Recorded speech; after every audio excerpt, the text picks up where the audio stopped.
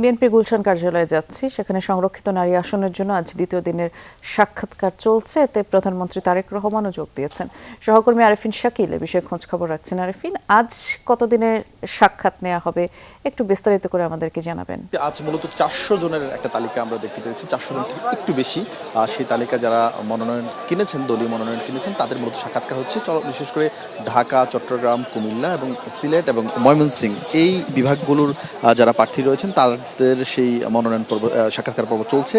এখন ঢাকা বিভাগের বিভিন্ন জেলা, কিছুক্ষণ আগে টাঙ্গাইল, মানিকগঞ্জ শেষ হয়েছে। এখন মূলত গাজীপুরের বিভিন্ন জেলার যারা মনোনয়ন প্রত্যাশী তাদের সাক্ষাৎকার নেওয়া হচ্ছে এবং সেই সাক্ষাৎকারে মূলত মনোনয়ন বোর্ডের সদস্যরা দলে তাদের অবদান, সেই সঙ্গে গত 17 বছরে তারা কে কি কোথায় দায়িত্ব পালন করেছেন সেসব বিষয় নিয়ে মূলত তাদের কাছ থেকে তথ্য জানতে চাওয়া হচ্ছে। আপনাকে যদি ছবিতে দেখাতে চাই, এরই মধ্যে কিন্তু যারা এই অংশে অর্থাৎ যারা এই মনোনয়ন সাক্ষাৎকার এসেছেন তাদের সমর্থকরা বাইরে অবস্থান করছেন এবং তারা বিশ্বাস করছেন যে দলের দীর্ঘ 17 বছরের যে ত্যাগ তিতিক্ষা এবং তাদের যে অবদান, সেই অবদানকে মূল্যায়ন করে দল তাদেরকে চূড়ান্ত মনোনয়ন দিবে। যদিও মনোনয়ন বোর্ডে প্রত্যেকের জন্য একটি কমন প্রশ্ন রাখা হচ্ছে, যাকেই শেষ পর্যন্ত দল চূড়ান্ত করেন সেক্ষেত্রে তাদেরকে সমর্থন দিবে কিনা।